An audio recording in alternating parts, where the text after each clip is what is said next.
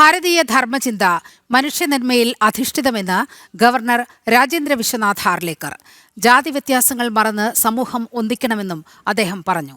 ചെങ്കൽ മഹേശ്വരം ശ്രീ ശിവപാർവതി ക്ഷേത്രത്തിൽ അതിരുദ്ര മഹായജ്ഞത്തിന്റെയും മഹാശിവരാത്രി മഹോത്സവത്തിന്റെയും സമാപന സദസ്സ് ഉദ്ഘാടനം ചെയ്ത് സംസാരിക്കുകയായിരുന്നു ഗവർണർ. ജാതി വ്യത്യാസങ്ങൾ മറന്ന് ഇന്ന് സമൂഹം ഒരുമിച്ച് നിൽക്കേണ്ടത് കാലത്തിന്റെ ആവശ്യകതയാണെന്ന് ഗവർണർ പറഞ്ഞു. ഭാരതത്തിന് സാംസ്കാരിക ദിശാബോധം നൽകുന്ന സംസ്ഥാനമാണ് കേരളമെന്നും ധർമ്മത്തിന്റെ മൂല്യങ്ങൾ സ്വന്തം വീട്ടിൽ നിന്ന് ആരംഭിച്ച് സമൂഹത്തിലേക്ക് വ്യാപിപ്പിക്കണമെന്നും അദ്ദേഹം വ്യക്തമാക്കി. സനാതന പരമ്പര or dharma it is called as apaurushaya. It has not been established by somebody. The prophet has come, the saint has come, and he started the dharma or religion. It is not with so much with Sanatana Parampara. Sanatana, we do not know who has started this. It is for thousands and thousands of years back. That time we see that something has been started. Our all scriptures, they make a mention.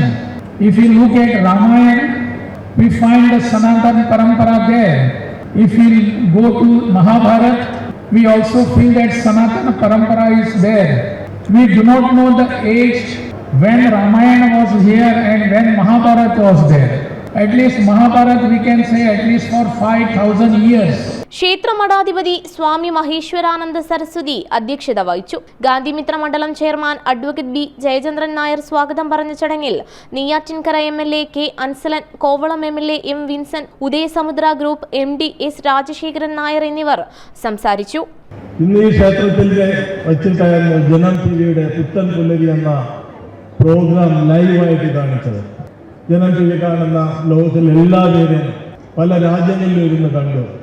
സ്വാമിജിയുടെ interview, പുത്തൻ പുലരി, ഈ ക്ഷേത്രവും നാടുമൊക്കെ ഇത്ര ലോകം അറിയുന്നത് ആയി എന്ന് കാണുമ്പോഴും നാം ആലോചിക്കുമ്പോഴും നമുക്കുള്ള ഉള്ളിലുള്ള ഈ സന്തോഷം നമുക്ക് ഏവർക്കും പറയാൻ അത് നമുക്ക് അളക്കാൻ പറ്റാത്തതാണ്. കാരണം ഇവിടെ ഈ പനമരങ്ങളും മരിച്ചിനിയൊക്കെ നട്ട് അതിലൂടെ ജീവിച്ച ഞങ്ങൾക്ക്, ഞാനായാലും സ്വാമിയായാലും ഞങ്ങളുടെ കുടുംബങ്ങളായാലും ബാക്കി നാട്ടുകാരായാലും ഇന്ന് ഈ മാറ്റം വരാൻ കാരണം ഇങ്ങനെ ഒരു ക്ഷേത്രം വന്നതുകൊണ്ടാണ്. അത് ലോകത്തെ അറിയിക്കേണ്ടത് നമ്മളുടെ കടമയാണ്. പുലർച്ചെ 4:30 ക്ഷേത്രം മേൽശാന്തി കുമാർ മഹേശ്വരം പള്ളിയുണർത്തലോടെ ചടങ്ങുകൾ ആരംഭിച്ചു.